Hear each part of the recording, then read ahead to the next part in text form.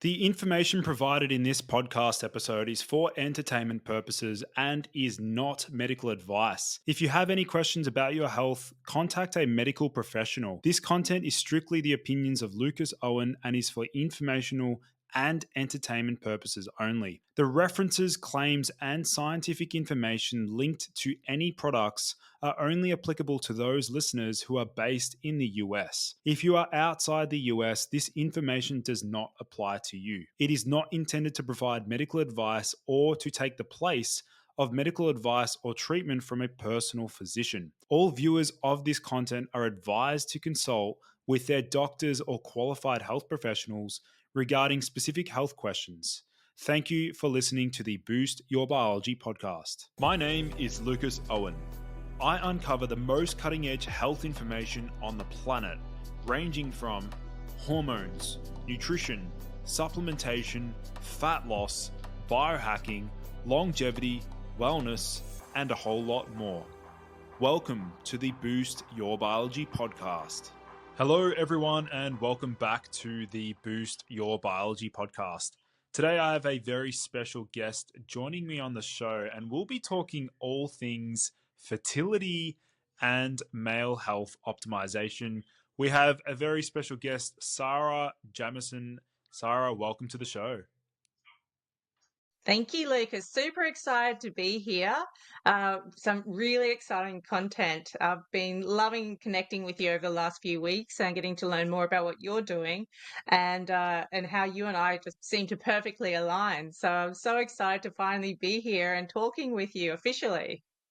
Yeah, no, definitely. And I think it's perfect timing because the discussion around, microplastics accumulating in men's testicles now is like a very hot topic. So before we get into that, Sarah, do you want to sort of explain to my audience a little bit about yourself, your background and how you got into this space? Yeah, would love to. So I am a scientist by trade. I was working as a medical researcher here in Australia, looking at colorectal cancer when I underwent my own infertility journey. I actually suffered my first miscarriage on my 29th birthday. About 6 months later, then started seeking fertility advice. I was on every possible medication. I went through every exploratory procedure. My husband got his sperm analyzed, and there was no solution to why we weren't conceiving. And so, having the science background, I went, okay, well, let's buy my husband, Jordan, some underwear. Let's optimize his sperm health. It's only going to enhance our chances of conception. His sperm wasn't poor, but it was above average on today's levels, above average, which isn't great if you go back if you go back 20, 30 years, it's quite significantly poor compared to then. So I went, let's buy you some underwear, let's optimize your sperm health. It's only going to enhance our chances, only to discover it doesn't exist. Uh, so we started talking about what it potentially could do, how it would look like, but we were both busy. We were both working full time, trying to conceive, and it sort of just got put back on the back burner until I went through my second miscarriage. And I came home from work a couple of days after my second miscarriage, and I actually found my husband sitting on the couch with an old pair of undies and some mosquito netting, trying to create something. And that is when I realized the toll that our fertility journey was having on him. Here he was watching his wife go through this horrendous hormonal roller coaster of a ride, who was miscarrying, and all this physiological burden was on her. And all he could do was stand on the sidelines and try and support me through this journey. There was nothing that he felt like he could do, that he could own and contribute towards our dream of starting a family. And that's when it hit me that, wow, this isn't just my journey, it's our journey. And while this is happening to my body and I'm not able to conceive, it's having this detrimental effect on my husband as well. But that's when I sort of stepped in and doing what I do as a researcher, I started to do a deep dive into male fertility, understanding the issues around traditional underwear and what were the problems that we had to solve. We eventually came up with a design that my husband was able to wear. He wore them 24/7. He also wore them to bed. And 4 months after starting to wear Cool Beans, we actually conceived and carried to term with my son, who is turning 7 next week. So it's been an amazing journey, one that I thought we would never be on. I never thought we'd have fertility issues, and that I thought we probably would never be parents. And to be here now with two children, 5 and 7, it's a miracle. And I don't know that I would be here with two children if we hadn't developed Cool Beans. We developed it out of necessity. Not We never intended to commercialize it. So I'm very thankful to be here today, and this is why I'm talking to people like you, Lucas, trying to share our journey and to help other couples, because there is nothing available on the market to help these men until now with Cool Beans. They're phenomenal. It's a phenomenal story, and every time I hear it, it really does speak to, well, what I'm hoping is that this message that you're spreading, and your mission and objective is to help, hopefully millions of men from all over the world to regain their fertility and optimize their health. Um, let's look at, like, maybe let's have a look at some statistics around like male fertility. Where are we at right now, and like what's it what direction is it heading in? It's heading down and it's looking very poor. As of sort of 5, 10 years ago, male fertility was declining at 1.4% per annum. We're now looking at more like the 2.2% per annum, which is on par with IVF use increasing at 2.2% per annum. So back in 1970, the average male had 99 million sperm in 1 mil of ejaculate. In 2011, it had dropped down to 48 million. And now we're looking, and this is average, we're looking more around the $20 million mark, 20 million sperm per If mil. only if only my sperm was worth that much, I'd be a happy man. Jeez, yeah, no, it's, mm, definitely looking grim. Definitely looking like it's not very, for a number of men nowadays, even the younger men, I think, like, they're starting to pay attention to these alarming statistics, and that it's actually becoming a reality that, like, in 20 to 30 years from now, like, the decline in fertility is going to be so dramatic that it's going to be rare for men to even be fertile. So did you want to sort of talk about, let's talk about the one of the leading causes of infertility, which is heat stress. Did you want to sort of explain that to my listeners? Yeah, of course. So while there are so many contributing factors towards men's health and sperm health, they're very difficult to combat. BMI and testicular heat are two very actionable factors that have a significant impact. So, firstly, BMI. As your BMI increases, so does your testicular heat, and so does your infertility then. So, excuse me. As your body weight increases, you don't just put on fat in your body, you're also, the layer of fat that surrounds your testes also increases. So that's going to increase your testicular heat. But also now this isn't now just to do with putting on weight. Even if you're a bodybuilder and you have very large muscular thighs, or if they're from BMI, you've got fatter thighs, you're going to cause that testicular heat to increase because there is less space, less airflow around the testes. So now, if you are seated for 20 minutes on a padded office chair, that is long enough to heat the testes to a point to stop sperm production and really diminish your testosterone production as well, which is vital for sperm production. If you do not produce testosterone, you will not produce sperm. And this is going back to those bodybuilders who take artificial testosterone and they wonder why then they have sperm fertility issues. And that's because they're taking artificial testosterone. So your body's now not creating its own testosterone. Therefore, it cannot create sperm. Mm, That's a definite. I mean, that's very well established now in the literature. I mean, if you look up on PubMed, testicular heat stress, or even there's a lot of research now coming out around testicular cooling devices and things that help with like improving the temperature regulation of the testes, and that's something that I'm really impressed by with your underwear that you sell as part of Cool Beans. Did you want to sort of elaborate upon the evolution of the products, because I do believe you spent a number of years perfecting the final product. Yes, we did. My husband is very jealous of the underwear we sell today compared to the prototypes that he had to wear during our fertility journey. So we got the functionality actually quite easily. We knew what we wanted it to do and how we wanted to do it. But it doesn't matter what the underwear does. If men don't find it comfortable, they're not going to wear it.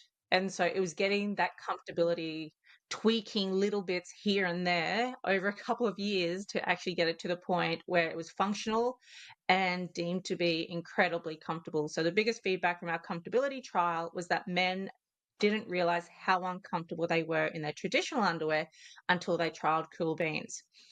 And we've actually been able to patent our design of our underwear because it is so unique. It is actually designed for the male anatomy, which traditional underwear and other pouch underwear just aren't. So, how it works, okay, so the underwear has a black mesh front underwear on the front of the underwear.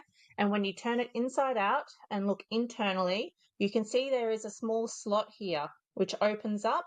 You're able to place your scrotum through into this external elasticized mesh pouch. And if you're watching this, you can actually see my skin through this mesh pouch, and that's what allows that easy dissipation of the heat and sweat buildup. But that is not the most important aspect. The most important aspect of this design is how this mesh pouch comes up and actually joins to the waistband here at the top. So what that does, that allows that support of the scrotum, but most importantly, when you go to sit down now, the scrotum is gently elevated and held forward, so essentially sitting on your lap, not between your thighs, which is so important for that testicular heat in these sedentary lifestyles that we're now finding ourselves. Mm, mm. Yeah, that's a well, I mean, speaking upon that as well, and that's obviously a really, really clever design that you did there, and also like would have taken a lot of iterations and to try and perfect that. But in terms of the actual material, this is something we need to like emphasize to men listening in. And I want to just put this out there to a number of men who are listening to this podcast. Please do yourself a favor and have a look at the actual what your underwear is made from. If it's made from polyester, Sarah, do you want to elaborate on the dangers of polyester? Polyester. I'm sure probably 90% of men's underwear drawers are made of polyester underwear. And you can actually buy cooling underwear now that is made from polyester. And they get their cooling properties because of the polyester. But polyester has been scientifically proven to damage and kill sperm cells. So, the easiest way that I've found to explain how this occurs is when you pull a polyester shirt out of the dryer and you get that static electricity, the same thing is happening around your scrotum the entire day. So, the scrotal hairs interact with the polyester fibers, causing that static electricity field to surround the scrotum, and that then sends little micro-sized waves into the testes, damaging and killing sperm cells. So there are so many people now who they might be on their fertility journey who go, okay, I need to keep my testes cool, and they're actually going and buying these cooling underwear. And I haven't found any that are promoted as cooling underwear that aren't polyester based. And they're actually causing more health issues for themselves and diminishing their sperm health. That's it's actually crazy to think about that because, like you said, would you say like, I mean, a large percentage of underwear on the market are actually made of either, do they do a hybrid of polyester with another material, or what do they usually do? There's a plenty of underwear out there that is sort of that 90% polyester, maybe 10% elastane. But now you're getting all of these beautiful silky feeling fabrics that are 50% polyester with bamboo or cotton or modal, and they're still going to have the same effect because of the polyester. Hmm. Did, yeah, I was curious to know with your underwear itself. So part of Cool Beans underwear. Did you want to sort of explain to my audience the material that you guys use as part of the product itself? So we use a combination of fabrics. So the actual bulk of the fabric, which is absolutely divine, it's a bamboo cotton elastane. So you've got all those health benefits of the bamboo, but then you also have the cotton added in there for the structural support. So you will find so many people are paying a fortune for the beautiful bamboo underwear, to find in 3 to 6 months it will already be starting to break down because the bamboo fibers just aren't strong enough to sustain that support and continued wear. So we've added that cotton in there, so you can be wearing your Cool Beans, and 12 months later they're still going to be practically brand new. The other thing that we have used, because unfortunately we are using a mesh to allow that heat and sweat dissipation, that you cannot get that in a natural fiber. So we've had to use a nylon mesh, but the research has gone into the nylon, comparing it to polyester. Does it have the same health elements as polyester? And no, it doesn't. And so while polyester does have health issues, nylon does not. So which is amazing for us. I've always wanted to know, Sarah, around because in terms of comfort, and obviously you've sent me your product to try, and I love it so much that I've already told friends about it, and I've already, I've placed an order for more myself because I just love the product so much. Like you couldn't have found the best person to reach out to, because really I'm just like a fanatic when it comes to male testosterone optimization and fertility. But in terms of something that I've noticed with regular underwear, what I find is if it's too tight around the waist, I actually find that it will cut off circulation to that bottom part of my body. So I actually prefer to wear underwear that's not too tight, and I think that's an important message for those listening in as well. Do you want to sort of speak upon like the fact that underwear should not be constrictive and really tight? No, it shouldn't. So with our underwear, we've gone for try to get that right balance where it's supportive, because we also bet it's very beneficial for post-operative care, but it's not so tight that it's going to be restrictive. So you need to make sure that you are allowing adequate blood flow to continue to circulate throughout your entire body, which is so important for testicular health, because you need to be able to pull that heat away from the testes, and that occurs through the blood circulation. It's also very important for hormonal distribution and getting the health issues, so the free radicals and things like that that can build up in the testes, to be able to remove those from the testes. And if you're not getting that adequate blood flow, that's just not going to occur.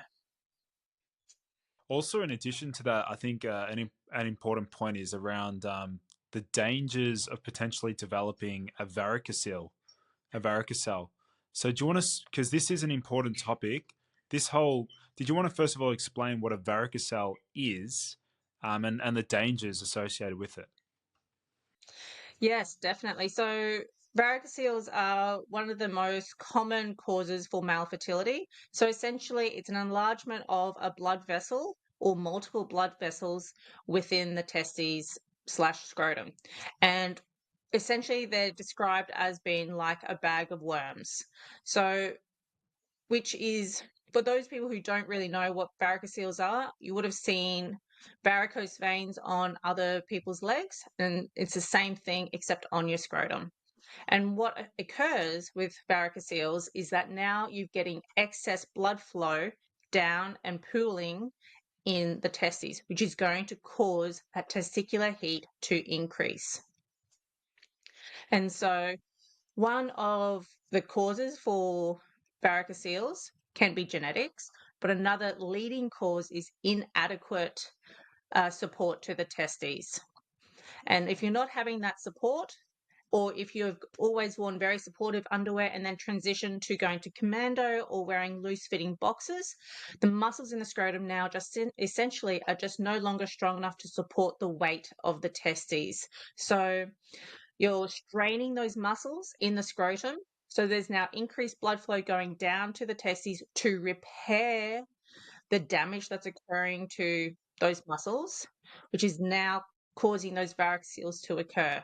So with cool beans, that is something that's really important for us to make sure we're allowing adequate support, but not too much support. So we want the scrotum to perform how physiologically intended. The scrotum is able to retract and extend how physiologically intended and be able to dissipate that excess heat buildup, but then also make sure it remains supported. So how we've done this is, like women's breasts, scrotums are also different sizes. And so the scrotal pouch here, actually comes in 3 different sizes. So not to confuse the small, medium and large waist size with pouch size, and being an Australian innovation, we've actually called them quokka, koala and the wombat pouch. So it's a new thing that for men to have to manage and to think about, that, oh, what size scrotum am I? What size pouch do I need to get? And this is something that men have never obviously had to do before. But what this does is that it allows that custom fit. So essentially, the underwear is going to be tailored to your body size.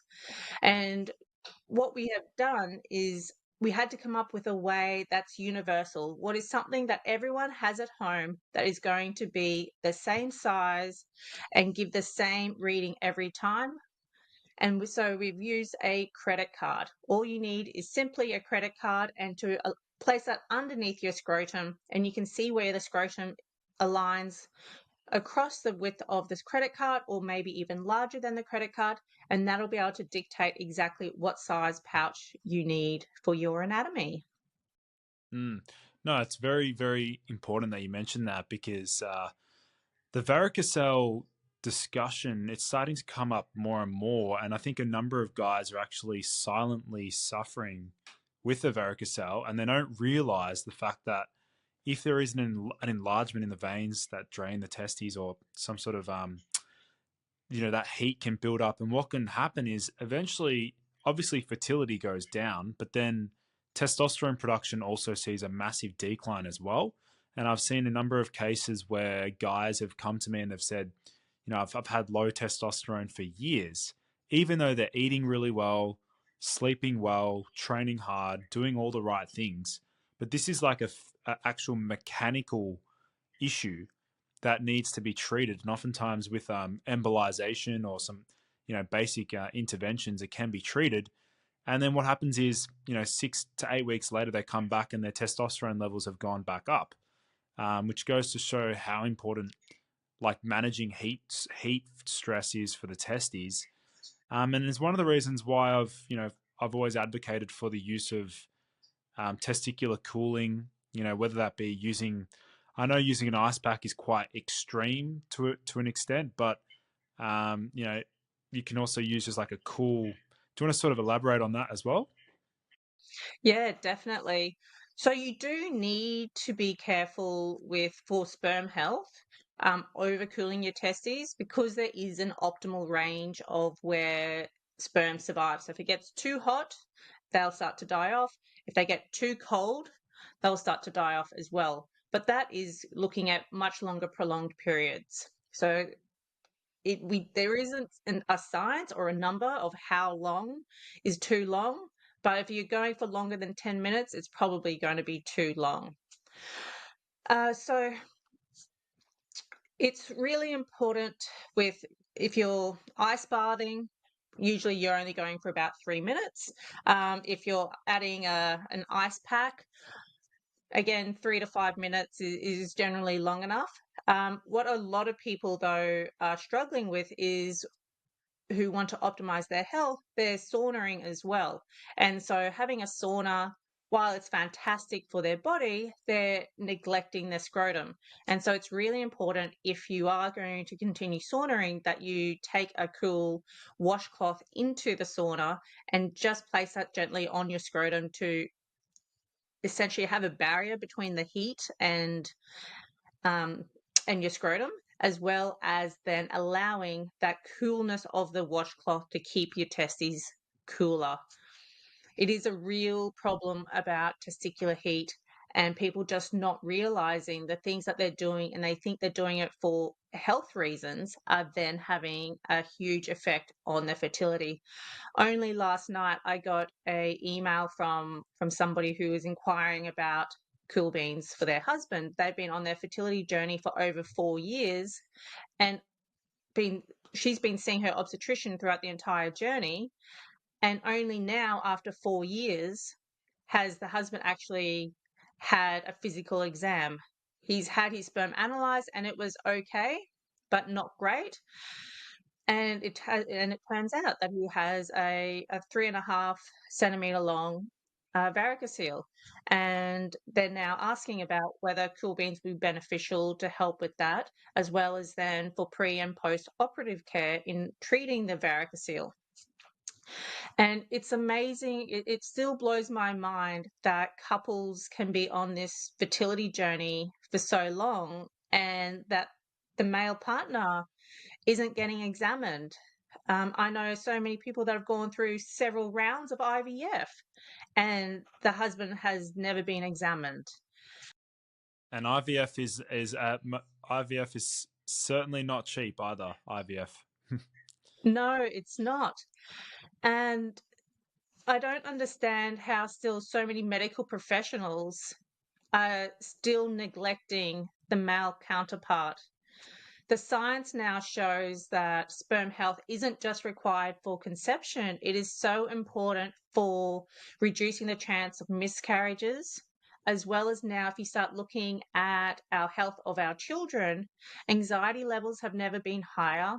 There's a much higher incidence of physical, intellectual, or emotional disabilities in our children.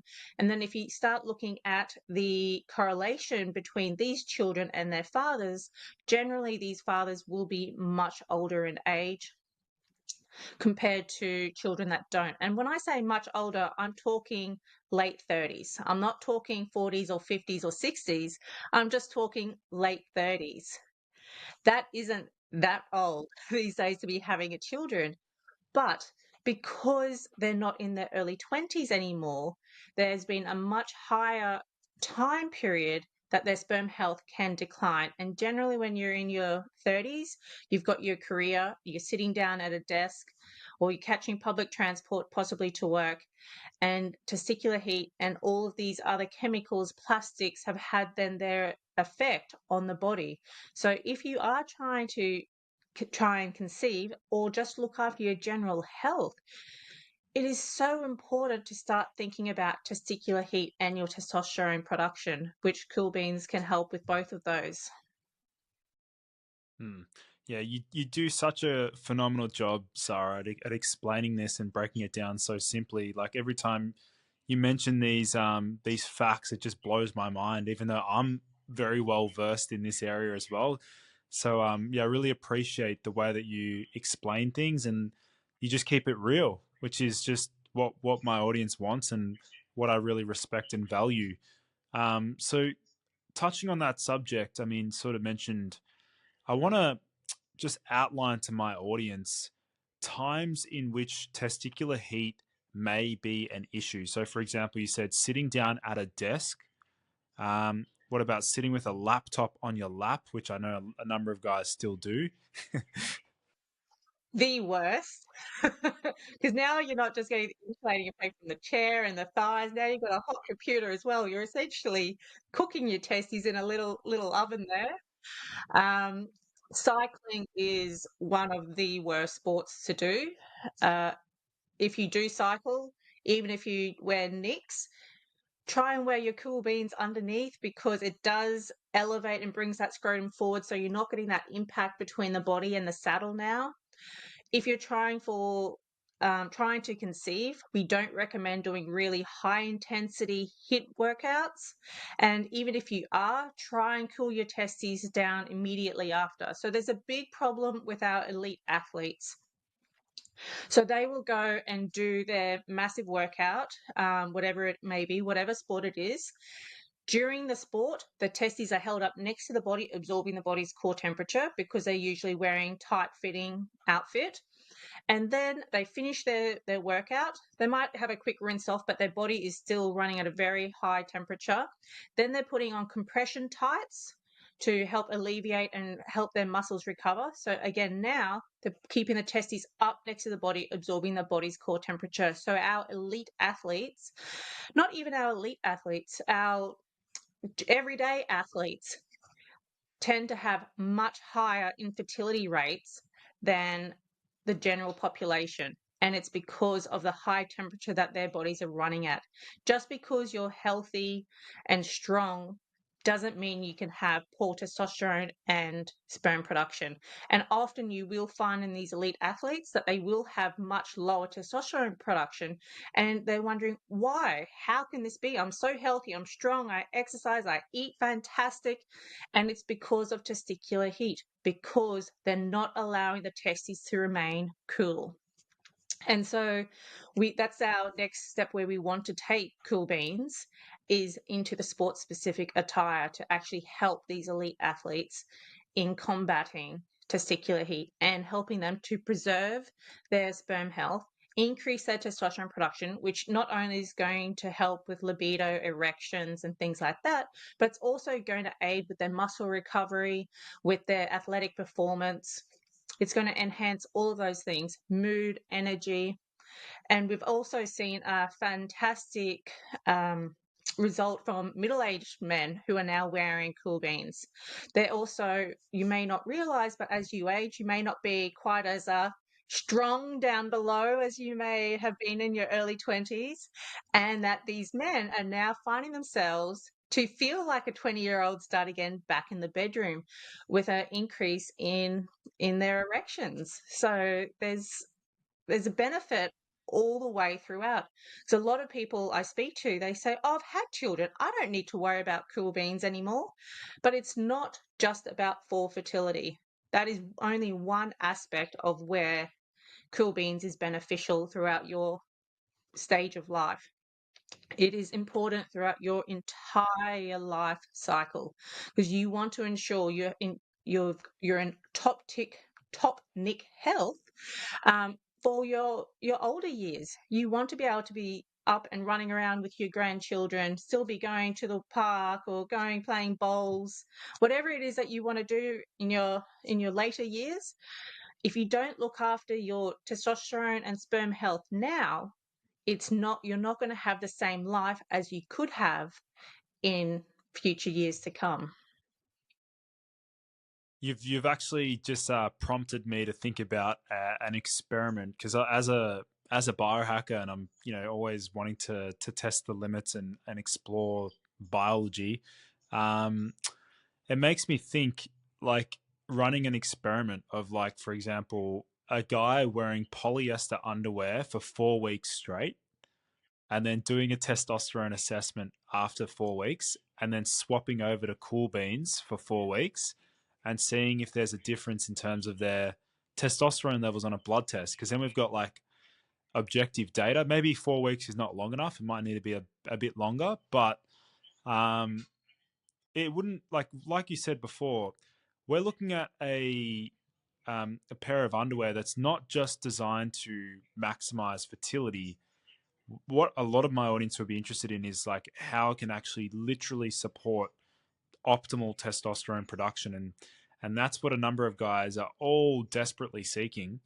They all want to find ways to boost their testosterone levels naturally without going on, testosterone injections or creams and things like that. And I think your underwear is really going to be pivotal in the next, like, I would say in the next 2 to 5 years. I really think it's going to boom, and I think you're going to be extremely successful. And I hope that the company thrives and does extremely well, because what you've developed is something that will literally change lives. So I'm curious to know for yourself, Sarah, what is the ultimate for you? What is the ultimate goal, and how would you measure success? The ultimate goal is to have the male population, except the 3% that already don't wear underwear, um, in Cool Beans. I would love to take over the men's health underwear market because traditional underwear is the worst thing ever created for men's health. And it is so important that we overcome this issue, not just for us today, but for future generations. If we want to be able to continue conceiving naturally, something has to change today. And something as simple as wearing Cool Beans can do that. Um, in the shorter term goals, we've got the Olympics coming here to Australia in 2032 here in Brisbane, my home city. I am currently looking to try and get into that sector right now to help support our up and coming athletes. And that is sort of what I'll be working towards in the next couple of years. So if you do know someone in that industry and you would like your athletes to trial Cool Beans and get tech designed for your athletes, please reach out because that's definitely the sector that we're now heading towards, and I'm super excited about what's ahead of us. Well, that's something I can absolutely help you out with. Coaching and consulting a number of clients. I know one client who would be happy to introduce you to the athlete market. James Newbury, he's Australia's fittest man, CrossFit champion. I can happily introduce you to him because he'll be happy to talk about the product and probably get you on his podcast. And this is an important message that we're trying to spread. We're talking about preserving fertility. We're talking about supporting muscle growth, supporting recovery, athletic performance. This is completely, an important subject. So with the evolution of the products, Sarah, do you want to sort of do you have plans to release any subsidiary like extra products in the pipeline? Yes, so I am currently working on our Cool Beans sleep range. So that is something we didn't actually touch on is testosterone and heat retention while sleeping. It is actually one of the worst times for testicular heat to increase because you're lying in bed. The testes are insulated between the thighs. You've got no airflow, especially now in winter. You've got heavy blankets. We're getting amazing feedback from men who are wearing Cool Beans to bed. They're sleeping much more soundly. They're feeling a lot more rested in the morning. A lot of men don't realize that you will wake up, even if you don't realize you're waking up, to actually readjust your scrotum because it gets so hot between your thighs. And so now, not needing to do that, men are sleeping a lot more soundly and feeling a lot more rested. And the feedback that we're getting from several people has been that it feels like someone's cupping their balls all night long and they are sleeping so much more soundly. So there's another benefit there for Cool Beans, but the sleep range is the first one that I really want to bring out next. So essentially, it's just going to be like a loose fitting boxer with the tech put in. So when you go to sleep, essentially the scrotum can't fall between your thighs and can't get insulated. The next one is then taking our tech and putting into recovery tights. That'll be our first step into the athletic market. And then we want to go into sports specific attire, creating something like for cycling into the nicks and then running, etc., etc. So Wow, yeah, it's that's going to very be exciting with again. That's what we have planned. yeah. Oh, very like that's going to be really cutting edge developments, and I think a number of people will be able to benefit from those products, particularly like you said, those high performance athletes, and then also the fact that, like you said before, with sleep. I mean, I'm actually guilty of this. I've been using a weighted blanket. And I've found that on the nights that I use a weighted blanket, and this is probably too much information, that I don't wake up with a morning wood, which probably which might explain the fact that I've compromised circulation, and the fact that the weighted blankets impaired my testes ability to breathe. That could be a potential reason for that. No, most definitely. And Lucas, with me, it's never oversharing. I've heard everything. Don't know about your listeners, but me, I think I feel like I've heard almost everything. Um, and it's amazing when you actually start talking to people about products and these issues, the things that come out, and people are then willing to share and say, "Oh my God, it's not just me. This is what happens to me, and now this makes sense." And this is something that's so important for the men's health industry, is that there's still this taboo that, like you just said, is probably too much information. It shouldn't be like that. We should be open and willing to share our health, because it is a health issue or a health ailment. It's not a taboo topic, and you shouldn't be ashamed by how your body performs. You should be encouraging it and learning what you can and talking to people. If you're not happy with how something's performing, or if you think it's not right, don't be ashamed to talk about it. Go seek help, go talk to a friend, you can call telehealth if you don't want to go see a doctor. There are so many avenues now that you can seek help and advice, but as men, we still feel like we can't. And it's something that I love what you're doing, Lucas, is trying to help men get out of that mold and share who they are and feel comfortable that they can, because they shouldn't be ashamed. And until we get out of this cycle of not being able to talk about things, things aren't going to change. But that's one thing I must say with Cool Beans. At the moment, majority of men will not go seek help for fertility unless prompted by their spouse. And even when prompted, a lot of men still won't go seek help. But 90% of our sales actually come from men. And I think that's a great testament to a product like Cool Beans. It's giving men the ability to start looking after themselves without needing to feel confronted to talk to a doctor. I think it's a stepping stone in the right direction of where men's health needs to go. Yeah, no, I really, really respect that a lot. And I'm hoping that this podcast gets an enormous amount of traction and views, so that, you know, we spread this message, and that we start to normalize, the fact that, fertility is actually something to care about, and testosterone and testicular health is something to pay attention to. And just as a reminder for those listening in, I will have a link to Sarah's Cool Beans underwear in the podcast show notes, and also on my website at boostyourbiology.com. Just as a friendly reminder, do check that out. If you are interested in actually trying out this underwear and experiencing the benefits, then I do highly recommend checking that out. And just as another reminder for those listening in, check what underwear you're wearing right now.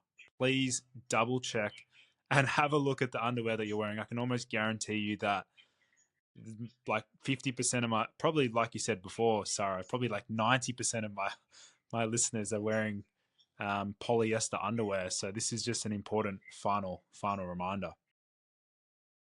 No, fantastic, Lucas. It is so important, and it's something you don't think would have such a significant impact. You think it's just underwear. What can this do? And in reality, it has a detrimental effect, and it can affect your health in so many ways, physiologically and anatomically. It's absolutely terrible. And it took a female to design some underwear for men. Yeah, no, definitely. Well, Sarah, thank you so much for featuring on the podcast today. You've been an amazing guest with some outstanding facts and statistics. And I think, I feel like you've broken down the subject in a way that a number of people can understand. So keep doing what you're doing, and I'll be here to support you along the way. Amazing. Thanks, Lucas. And thank you to everyone listening in or watching in. Uh, I look forward to seeing you all on our store soon.